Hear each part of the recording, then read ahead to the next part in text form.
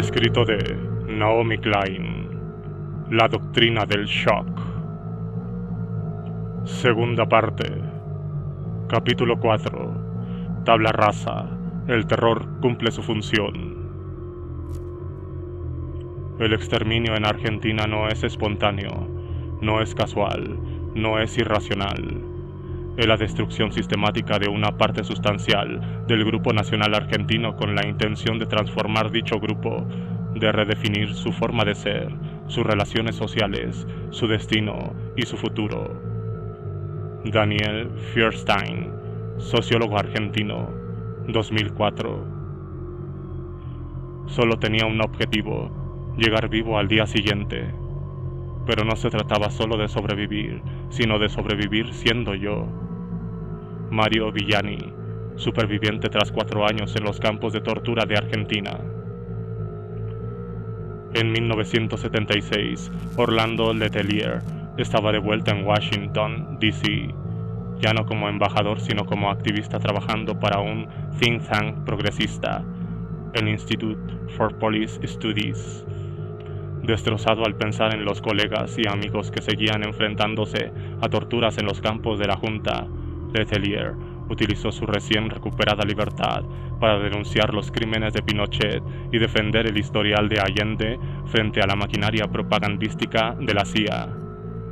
El activismo estaba consiguiendo resultados y Pinochet se enfrentaba a la condena de todo el mundo por su desprecio de los derechos humanos. Lo que frustraba a Letelier, que era economista, es que a pesar de que el mundo contemplaba horrorizado los informes de ejecuciones sumarias y electroshock en las cárceles, no decía nada sobre la terapia económica de shock.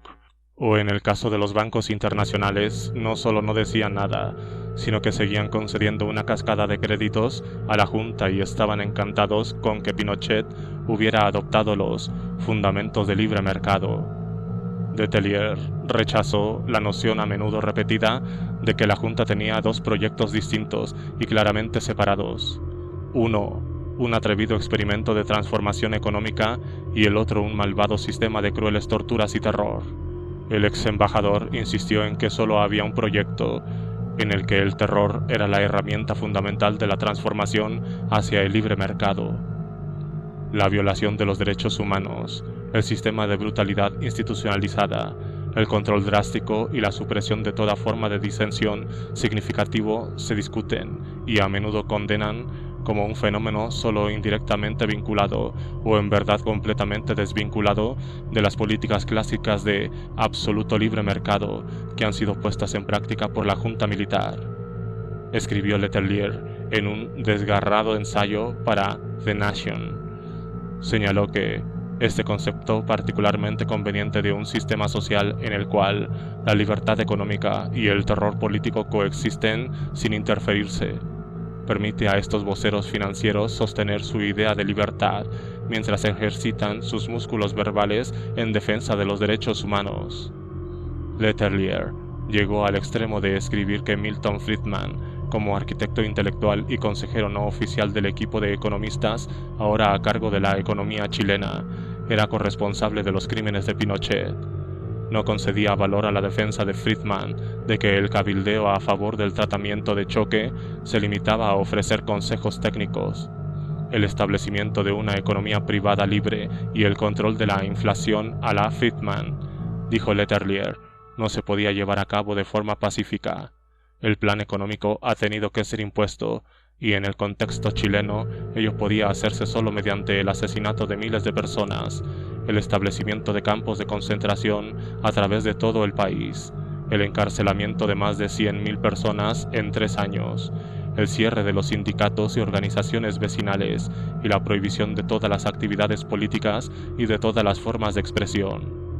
Represión para las mayorías y libertad económica para pequeños grupos privilegiados son en Chile 2 caras de la misma moneda. Había escrito una armonía interna entre el libre mercado y el terror ilimitado. El controvertido artículo de Letelier se publicó a finales de agosto de 1976. Menos de un mes después, el 21 de septiembre, el economista de 44 años de edad conducía hacia su trabajo en el centro de Washington, D.C. Al pasar por el corazón del barrio de las Embajadas detonó una bomba a control remoto colocada bajo el asiento del conductor, haciendo que el coche saliera volando y volándole las dos piernas, dejando abandonado su pie seccionado en el asfalto. Letelier fue llevado a toda velocidad al hospital George Washington. Entró cadáver. El ex embajador iba en el coche con una colega americana de 25 años, Ronnie Murphy, que también perdió la vida en el atentado. Fue el crimen más ultrajante y atrevido de Pinochet desde el propio golpe. Una investigación del FBI reveló que la bomba había sido cosa de Michael Townley, miembro de la policía secreta de Pinochet, que después fue condenado en un tribunal estadounidense por ese crimen. Los asesinos habían sido admitidos en el país con pasaportes falsos con el conocimiento de la CIA. Cuando Pinochet murió en diciembre de 2006, a la edad de 91 años, y se enfrentaba a múltiples intentos de llevarlo a juicio por los crímenes cometidos bajo su mandato, desde asesinato, secuestro y tortura a corrupción y evasión de impuestos. La familia de Orlando Letelier llevaba décadas tratando de llevar a Pinochet ante la justicia por el atentado de Washington y de reabrir el caso en Estados Unidos, pero la muerte le dio al dictador la última palabra. Le permitió escapar a todos los juicios y que se publicase una carta póstuma en la que defendía el golpe y el uso del máximo rigor para impedir una dictadura del proletariado. Como quisiera que no hubiese sido necesario la acción del 11 de septiembre de 1973, escribió Pinochet. Como hubiera querido que la ideología marxista-leninista no se hubiera interpuesto en nuestra vida patria. No todos los crímenes de los años del terror en Latinoamérica han tenido tanta suerte. En septiembre de 2006, 23 años después del final de la dictadura militar argentina, uno de los principales responsables del terror fue finalmente sentenciado a cadena perpetua. El condenado fue Miguel Osvaldo Etchecolast, que había sido comisario de policía de la provincia de Buenos Aires durante los años de la Junta. Durante el histórico juicio, Jorge Julio López, un testigo clave, se desvaneció. Desapareció. López ya había sido uno de los desaparecidos durante la década de 1970, cuando fue brutalmente torturado y luego liberado. Ahora todo volvía a empezar. En Argentina, López se hizo famoso como la primera persona que desapareció 2 veces. A mediados de 2007 seguía desaparecido y la policía estaba prácticamente segura de que fue secuestrado como un aviso a los otros posibles testigos, las mismas viejas tácticas de los años del terror. El juez del caso, Carlos Rosansky, de 55 años y miembro de la Corte Federal Argentina, falló que Etchecolast era culpable de 6 cargos de homicidio, 6 cargos de encarcelamiento ilegal y 7 casos de tortura. Cuando pronunció su veredicto, dio un paso extraordinario. Dijo que la condena que pronunciaba no estaba a la altura de la auténtica naturaleza del crimen y que, en interés de la construcción de la memoria colectiva, tenía que añadir que todos esos crímenes lo fueron contra la humanidad, en el contexto del genocidio que tuvo lugar en la República de Argentina entre 1976 y 1983. Con esa frase, el juez interpretó su papel en la reescritura de la historia de Argentina. Los asesinatos de gente de izquierda en la década de 1970 no formaron parte de una guerra sucia en la que se enfrentaron 2 partes y durante la cual se cometieron varios crímenes en ambos bandos, como ha repetido la historia oficial durante décadas. No fueron tampoco los desaparecidos meramente víctimas de dictadores locos ebrios de sadismo y de poder. Lo que sucedió fue algo más científico, más aterradoramente racional. Tal y como expresó el juez, existió un plan de exterminio llevado a cabo por aquellos que gobernaban el país. Explicó que los asesinatos formaban parte de un sistema planificado de antemano que se aplicó de igual forma en todo el país y diseñado con la intención de atacar no a personas individuales sino a destruir las partes de la sociedad que esas personas representaban. El genocidio es un intento de asesinar a un grupo, no a una serie de personas individuales. Así pues, argumentó el juez, fue genocidio. Rosansky reconoció que la forma en que usaba la palabra genocidio era controvertida y escribió una extensa sentencia para fundamentar su elección. Reconoció que la Convención de Naciones Unidas sobre el Genocidio define el crimen como un intento de destruir, en todo o en parte, un grupo nacional, étnico, religioso o racial. La Convención no incluye en la definición la eliminación de un grupo unido por sus ideas políticas, que es lo que había sucedido en Argentina, pero Rosansky dijo que no le parecía que esa exclusión fuera legalmente válida. Señalando un capítulo poco conocido de la historia de Naciones Unidas, explicó que el 11 de diciembre de 1946, en respuesta directa al Holocausto nazi, la Asamblea General de la ONU aprobó una resolución de forma unánime prohibiendo los actos de genocidio en los que grupos raciales, religiosos, políticos o de otro tipo han sido destruidos en su totalidad o en parte. La palabra políticos fue eliminada en la convención 2 años después porque Stalin así lo exigió. Sabía que si destruir un grupo político era considerado genocidio, sus sangrientas purgas y sus encarcelamientos masivos de opositores políticos entrarían dentro de la definición. Stalin contó con el apoyo de otros líderes que también querían reservarse el derecho de exterminar a sus oponentes políticos, así que la palabra se eliminó. Rosansky escribió que consideraba la definición original de la ONU como la más legítima, pues no había sido producto de ese compromiso interesado. También citó una sentencia de un tribunal español que había juzgado a uno de los torturadores argentinos más conocidos en 1998. Ese tribunal había afirmado que la Junta Argentina había cometido un crimen de genocidio. Definió el grupo que la Junta había tratado de eliminar como aquellos ciudadanos que no encajaban en el modelo que los represores habían decidido el adecuado para el nuevo orden que estaban estableciendo en el país. El año siguiente, en 1999, el juez español Baltasar Garzón, célebre por haber emitido una orden internacional de arresto contra Augusto Pinochet, argumentaba también que Argentina sufrió un genocidio. Intentó definir qué grupo en concreto se había tratado de exterminar. El objetivo de la Junta, escribió, era establecer un nuevo orden, como en Alemania pretendía Hitler, en el que no cabían aquellas personas que no encajaban en el cliché establecido. Quien no encajaba en el nuevo orden eran las personas ubicadas en aquellos sectores que estorbaban a la configuración ideal de la nueva nación argentina.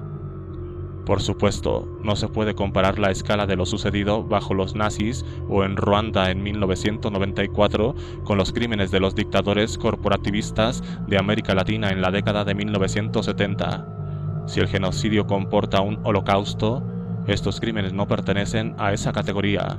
Si el genocidio, sin embargo, se entiende, tal y como lo definen estos tribunales, como un intento deliberado de exterminar a los grupos que suponen un obstáculo para un determinado proyecto político, entonces se trata de un proceso que puede verse no solo en Argentina, sino con mayor o menor intensidad a lo largo y ancho de toda la región que se había convertido en el laboratorio de la Escuela de Chicago.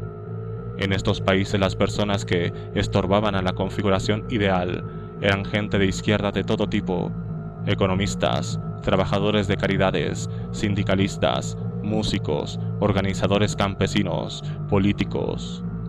Miembros de todos estos grupos fueron objeto de una clara y deliberada estrategia que abarcaba toda la región y estaba coordinada internacionalmente a través de la Operación Cóndor, con objeto de erradicar y exterminar a la izquierda. Desde la caída del comunismo, el libre mercado y la libertad de los pueblos se han presentado como única ideología que pretende ser la mejor y única defensa de la humanidad para no repetir una historia plagada de fosas comunes, masacres y cámaras de tortura. En el Cono Sur, sin embargo, el primer lugar en el que la religión contemporánea de libre mercado desembocado escapó de los sótanos y seminarios de la Universidad de Chicago y se aplicó en el mundo real, no trajo consigo la democracia. País tras país, se predicó precisamente al derrocar la democracia. No trajo la paz, sino que requirió el asesinato sistemático de decenas de miles y la tortura de entre 100.000 y 150.000 personas. Existía, escribió Letellier, una armonía interna.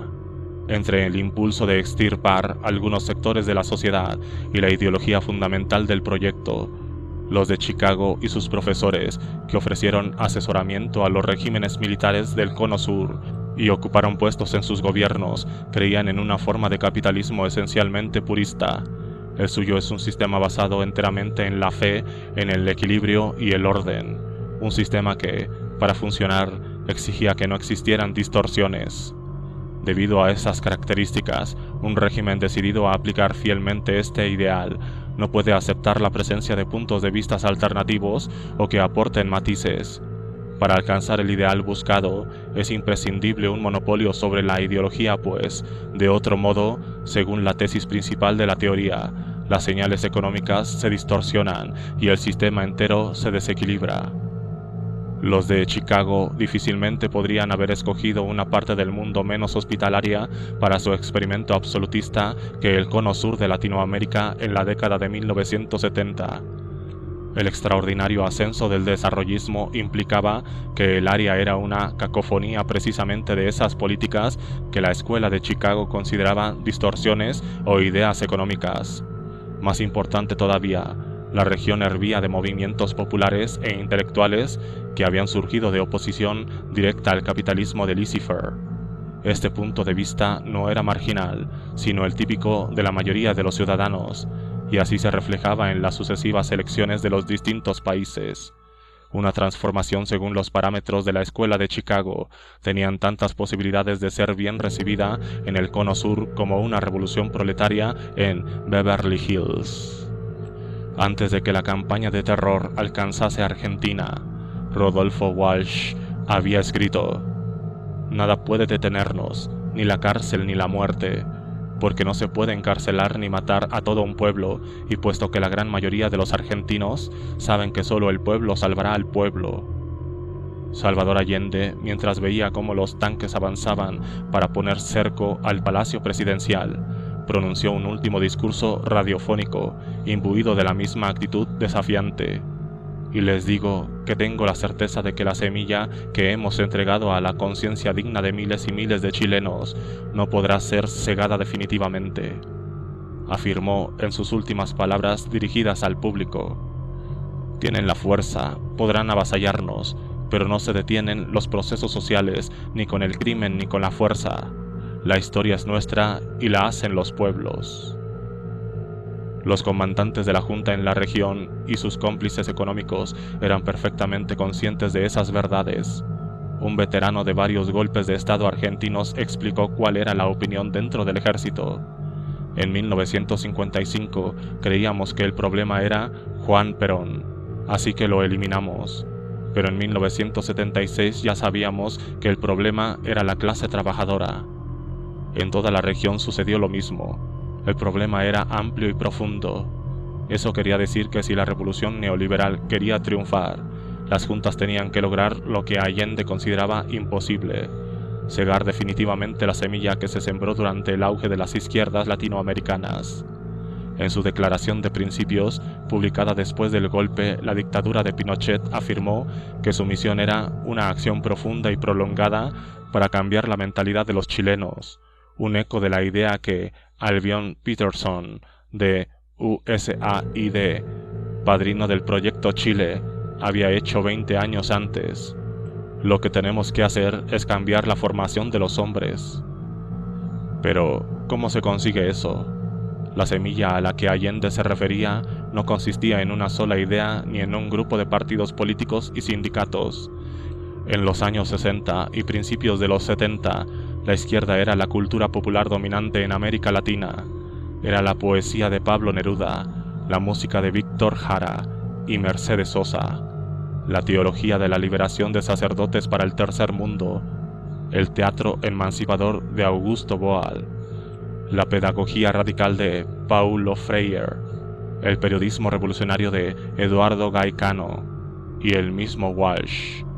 Eran los héroes y mártires legendarios del pasado, en la historia reciente desde José Gervasio Artigas, pasando por Simón Bolívar hasta el Che Guevara.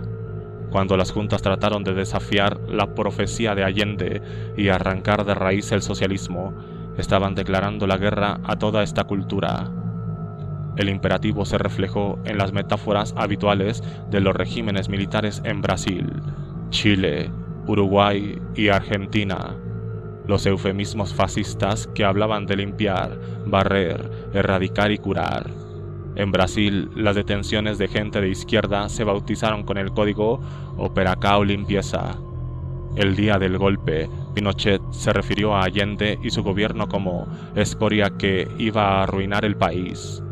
Un mes después se comprometió a extirpar el mal de raíz de Chile, a conseguir una depuración moral de la patria, purificada de los vicios y malos hábitos, un objetivo muy parecido al de Alfred Rosenberg, escritor del Tercer Reich, cuando exigía una limpieza despiadada con una escoba de hierro.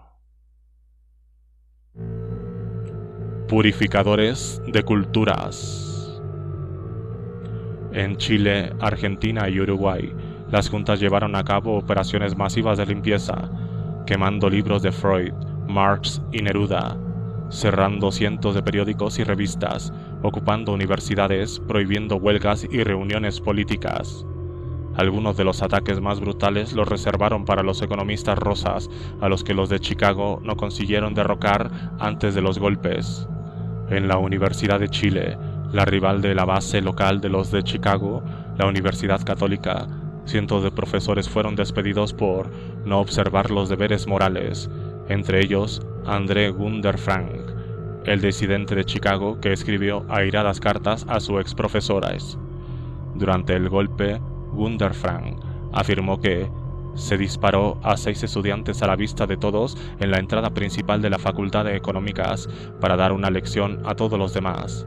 Cuando la Junta se hizo con el poder en Argentina, grupos de soldados entraron en la Universidad Nacional del Sur en Bahía Blanca y arrestaron a 17 miembros del claustro acusados de enseñanzas subversivas. También en este caso la mayoría fueron del Departamento de Economía. Es necesario destruir las fuentes que alimentan, forman y adoctrinan a los delincuentes subversivos, anunció uno de los agentes en una rueda de prensa. Un total de 8.000 educadores de izquierdas, de ideología sospechosa, fueron purgados como parte de la Operación Claridad. En los institutos se prohibieron las presentaciones en grupo, que eran muestra de un espíritu colectivo latente peligroso para la libertad individual. En Santiago, el legendario cantante de izquierda Víctor Jara estaba entre los que fueron llevados al Estadio de Chile. La forma en que le trataron encarna la decidida furia con la que se emprendió el silenciamiento de una cultura. Primero los soldados le rompieron ambas manos para que no pudiera tocar la guitarra y luego le dispararon 44 veces, según los hechos desvelados por la Comisión Nacional de Verdad y Reconciliación. Para asegurarse de que no se convirtiera en una inspiración más allá de su muerte, el régimen ordenó que se destruyeran las grabaciones originales de sus discos. Mercedes Sosa, también música, se vio obligada a exiliarse de Argentina. El dramaturgo revolucionario Augusto Boal fue torturado en Brasil y forzado a exiliarse. Eduardo Galeano fue expulsado de Uruguay y Walsh asesinado en las calles de Buenos Aires. Era el exterminio deliberado de toda una cultura. En paralelo, otra cultura aséptica y purificada ocupaba su lugar. Al inicio de las dictaduras de Chile, Argentina y Uruguay, las únicas reuniones públicas aceptadas fueron las demostraciones de poderío militar y los partidos de fútbol. En Chile, si eras una mujer, llevar pantalones era motivo suficiente para un arresto. Si eras un hombre, lo era el pelo largo. En toda la República se está produciendo una profunda purificación, afirmaba un editorial de un periódico argentino controlado por la Junta. Exigía la limpieza total e inmediata de los graffiti de izquierdas. Pronto las superficies relucirán, liberadas de esa pesadilla por la acción del jabón y el agua. En Chile, Pinochet estaba decidido a quitar a su pueblo la costumbre de echarse a la calle. Hasta las reuniones más pequeñas eran dispersadas con cañones de agua, el arma favorita de Pinochet para el control de las masas. La Junta tenía cientos de ellos, lo bastante pequeños para ir por las aceras y lanzar su chorro contra los grupos de escorales que repartían panfletos. La represión alcanzaba incluso a los funerales, si eran demasiado movidos. Bautizados como guanacos por una llama famosa por su costumbre de escupir, los omnipresentes cañones de agua limpiaban la gente como si tratara de basura humana, dejando las calles relucientes, limpias y vacías. Poco después del golpe, la Junta chilena publicó un edicto apremiando a los ciudadanos para que contribuyeran a limpiar la patria, informando sobre los extremistas extranjeros y los chilenos fanatizados. ¿Quién fue asesinado y por qué? La mayoría de la gente contra la que se arremetió en las redadas no fueron terroristas, como proclamaba la retórica oficial, sino más bien las personas a las que las juntas habían identificado como los mayores obstáculos a su programa económico. Algunos de verdad eran opositores, pero a muchos se los veía como simplemente representantes de valores contrarios a la revolución. La naturaleza sistemática de esta campaña de limpieza queda patente al cotejar las fechas y horas de las desapariciones documentadas en los informes de la Comisión de Derechos Humanos y de la Comisión de la Verdad. En Brasil, la Junta no empezó la represión en masa hasta finales de la década de 1960, pero hizo una excepción. Tan pronto como se lanzó el golpe, los soldados rodearon a los líderes de los sindicatos activos en las fábricas y en los grandes ranchos. Según Brasil, nunca más fueron enviados a la cárcel, donde muchos fueron torturados por la sola razón de tener una filosofía política opuesta a la de las autoridades. Este informe de la Comisión de la Verdad, basado en las actas judiciales de los propios militares, destaca que la Confederación General de Trabajo, CGT, la principal asociación de sindicatos, aparece en los procedimientos judiciales de la Junta como un demonio omnipresente que debe ser exorcizado.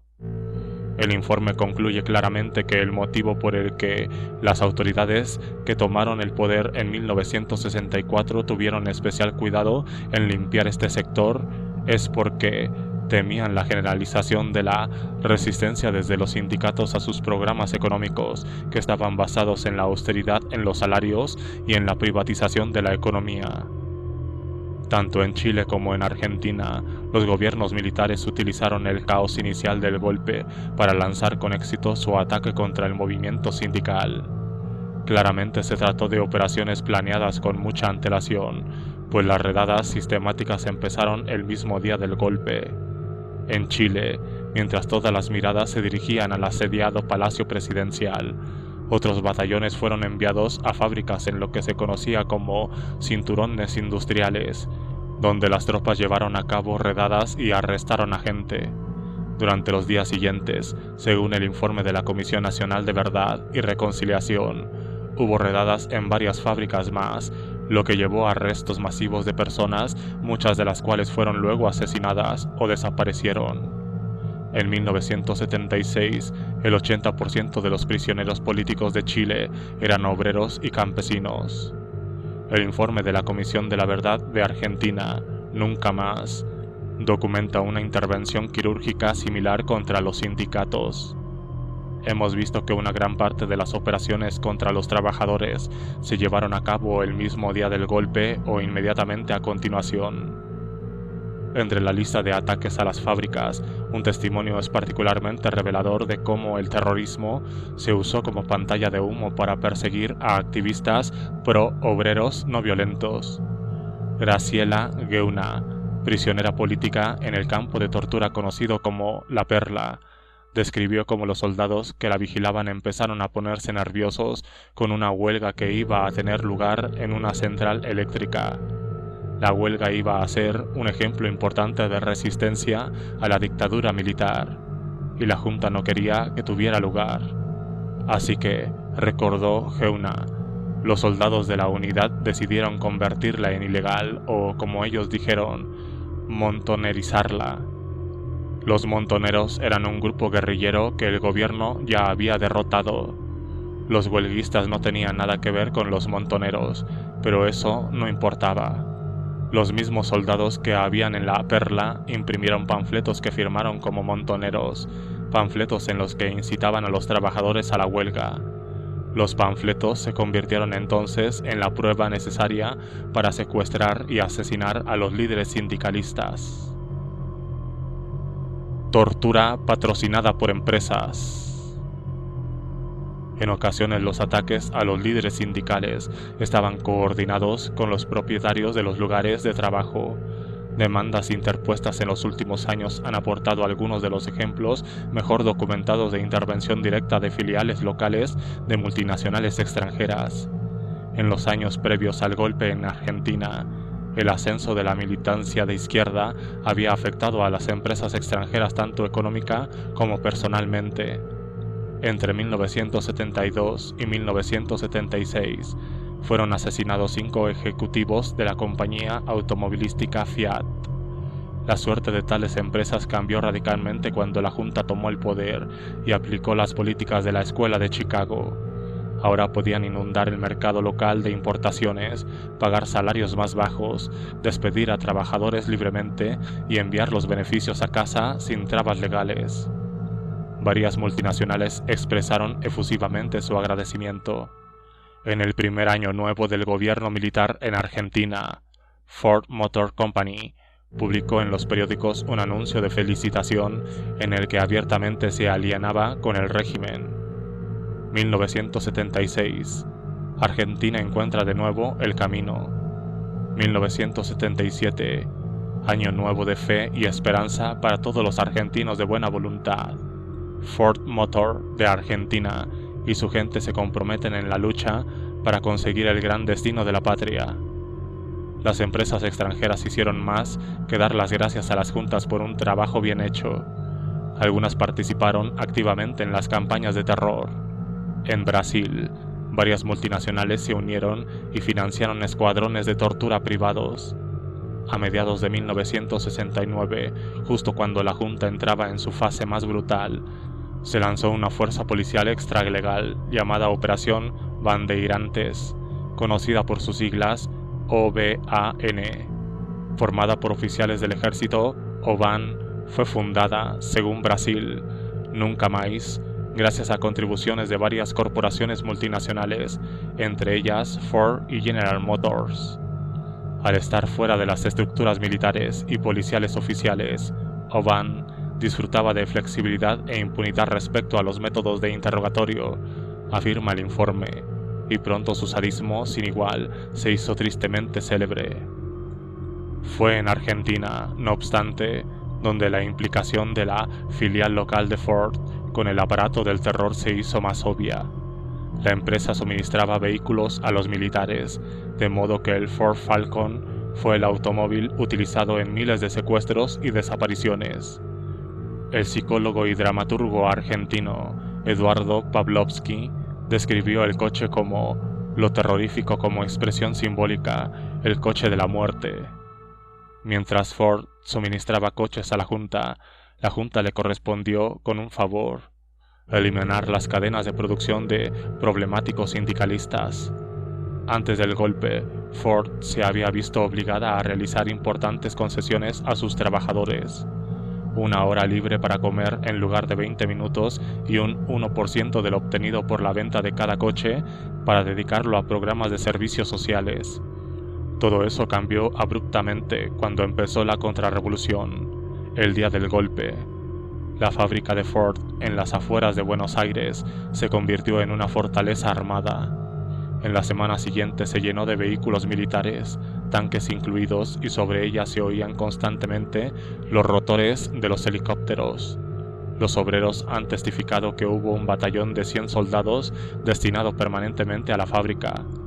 En Ford parecía como si estuviéramos en guerra, y todo estaba dirigido contra nosotros, los trabajadores, recordó Pedro Troiani, uno de los delegados sindicales.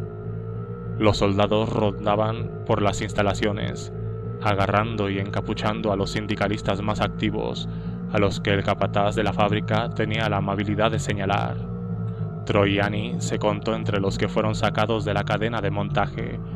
Recuerda que, antes de detenerme, me pasearon por la fábrica, lo hicieron al descubierto para que la gente pudiera verlo. Ford lo utilizó para acabar con los sindicatos en la fábrica. Más sorprendente fue lo que pasó a continuación.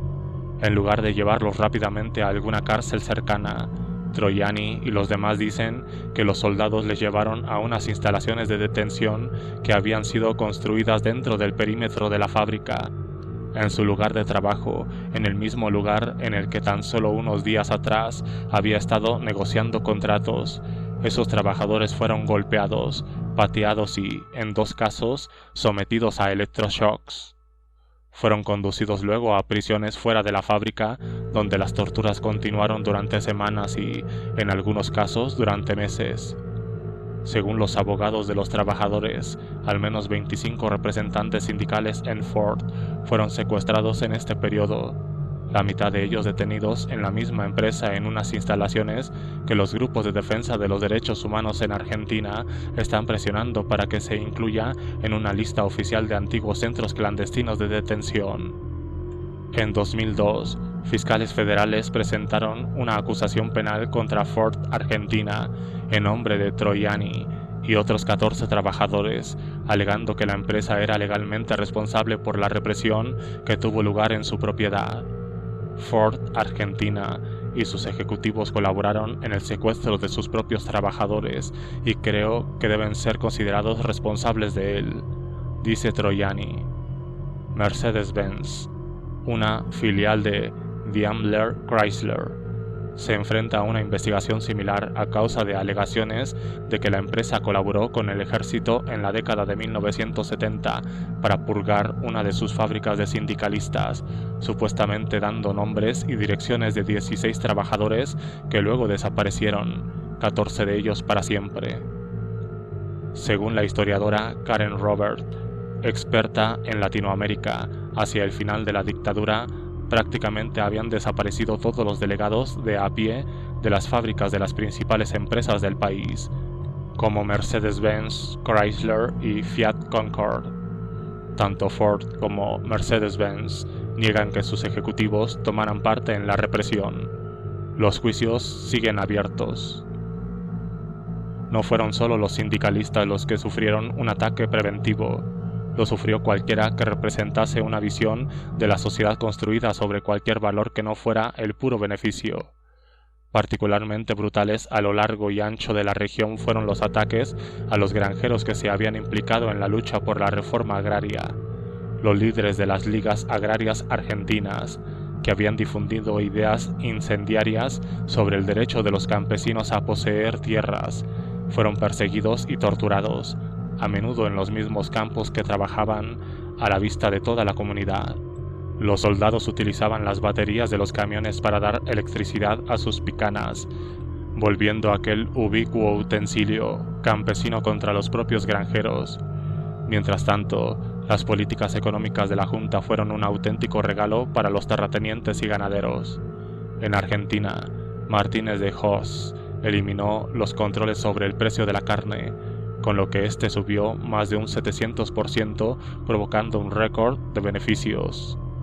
En los barrios pobres, el objetivo de los ataques preventivos fueron los trabajadores comunitarios, muchos de ellos asociados a la iglesia, que organizaban a los sectores más desfavorecidos de la sociedad para que exigieran sanidad, vivienda y educación públicas o, en otras palabras, para que pidieran el estado del bienestar, que era precisamente lo que los de Chicago estaban desmantelando. Los pobres no van a tener más santurrones que cuiden de ellos, le dijeron a Norberto Liubskin, un doctor argentino, mientras aplicaban descargas eléctricas en mis encías, pezones, genitales, abdomen y orejas. Un sacerdote argentino que colaboró con la Junta explicó cuál era la filosofía que les guiaba. El enemigo era el marxismo en la iglesia, digamos, y en la patria. El peligro de una nación nueva. Ese peligro de una nación nueva ayuda a explicar por qué tantas de las víctimas de las juntas fueron jóvenes. En Argentina, el 81% de los 30.000 desaparecidos tenían entre 16 y 30 años. Estamos trabajando ahora para los siguientes 20 años, le dijo un conocido torturador argentino a una de sus víctimas. Entre los más jóvenes estaban un grupo de estudiantes de instituto que, en septiembre de 1976, se agruparon para pedir una bajada del billete de autobús. Para la Junta, aquella acción colectiva demostraba que los adolescentes estaban contagiados del virus del marxismo, y respondió con furia genocida, torturando y matando a 6 de los estudiantes que se habían atrevido a plantear aquella subversiva demanda. Miguel Osvaldo Etchepolais, el comisario de policía finalmente sentenciado en 2006, fue uno de los personajes clave de aquella operación. La pauta de las desapariciones estaba clara. Mientras los terapeutas del shock eliminaban todos los resquicios del colectivismo de la economía, las tropas de shock debían eliminar a los representantes de ese ethos de las calles, las universidades y las fábricas. En algunos momentos distendidos, algunos de los que estuvieron en la línea del frente de la transformación económica han reconocido que para lograr sus objetivos era necesario el uso generalizado de la represión.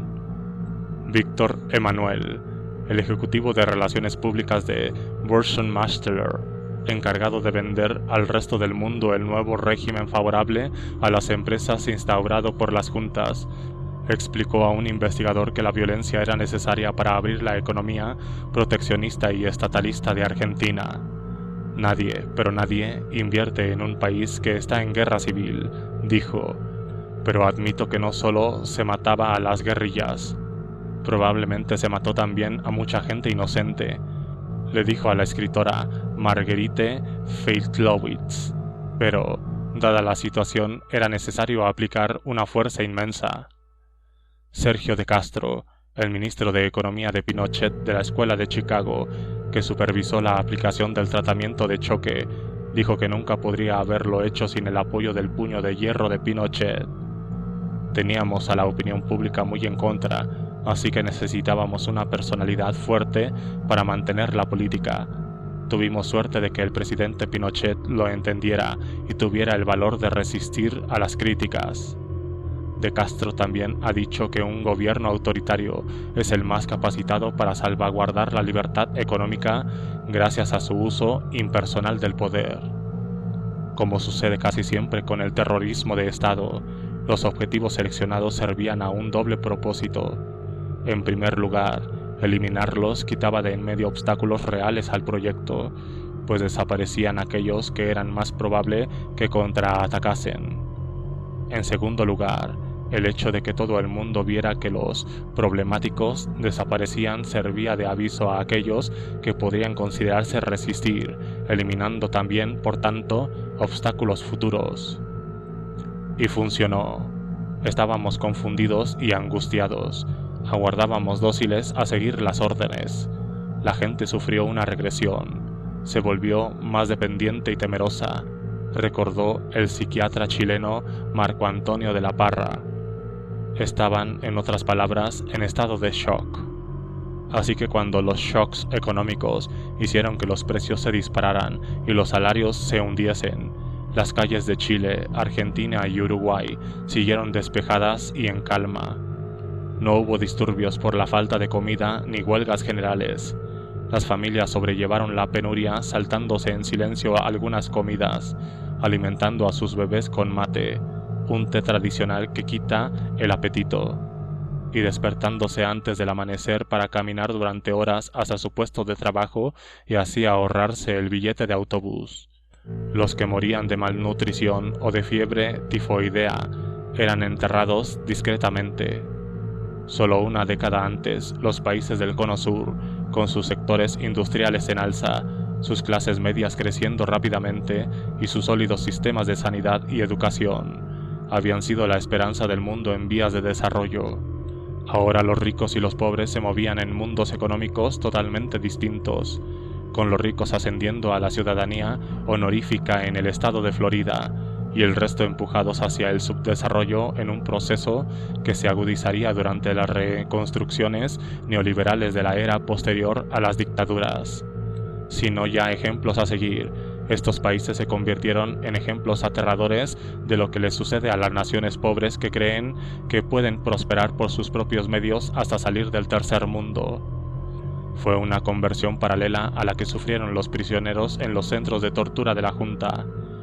No bastaba con hablar, se les exigía además que abjuraran de sus creencias más queridas, que traicionaran a sus amantes e hijos.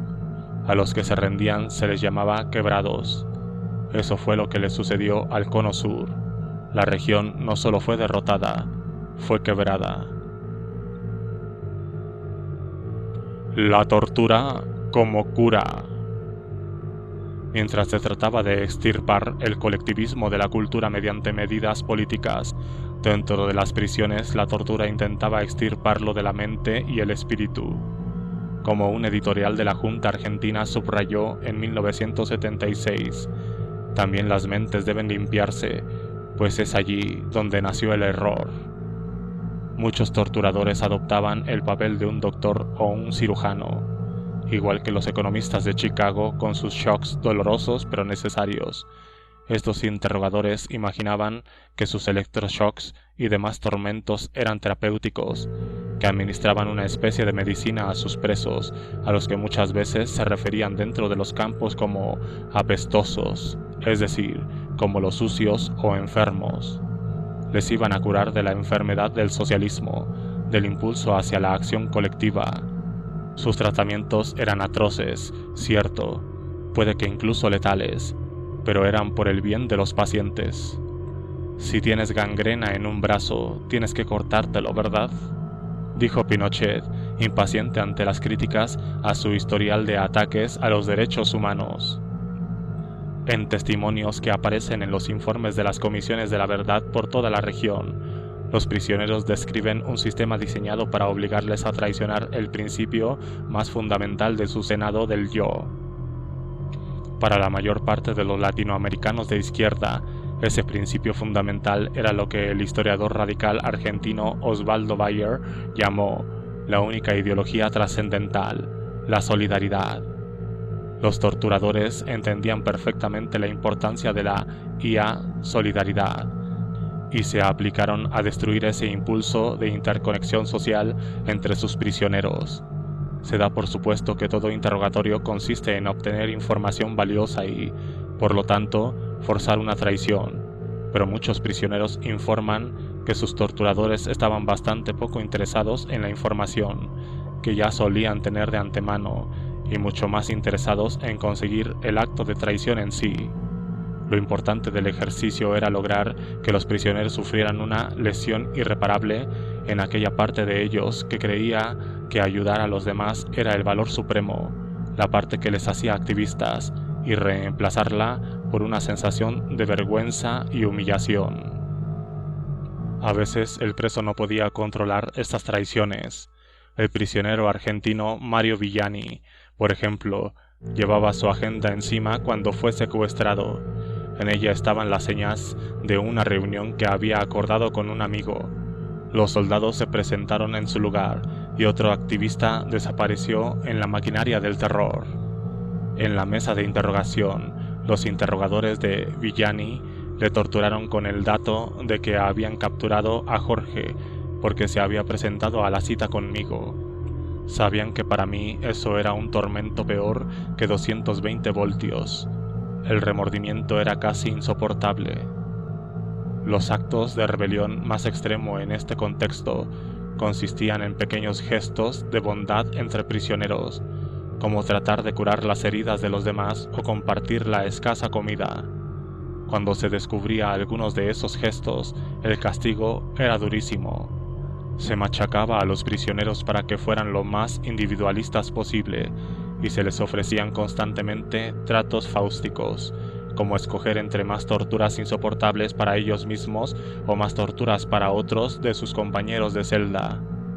En algunos casos los prisioneros fueron quebrados hasta tal punto que aceptaron aplicar la picana a sus compañeros presidiarios o abjurar por televisión de sus creencias anteriores.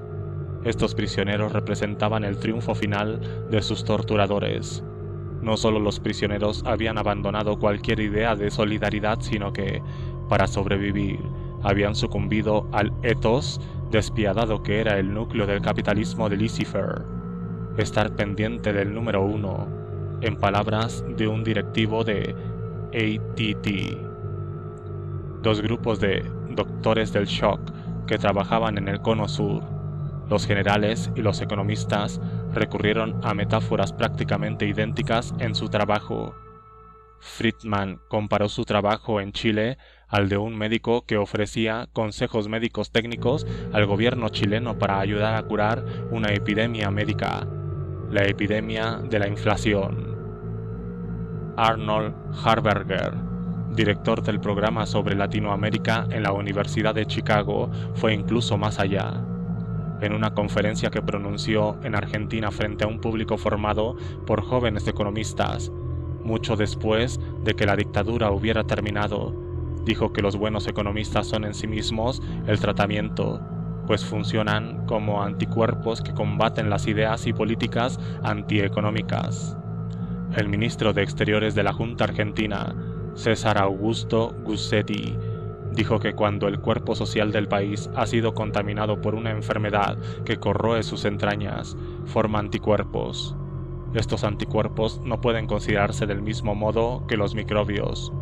Conforme el gobierno controle y destruya a la guerrilla, la acción de los anticuerpos desaparecerá, como ya está sucediendo. Se trata tan solo de una reacción natural de un cuerpo enfermo.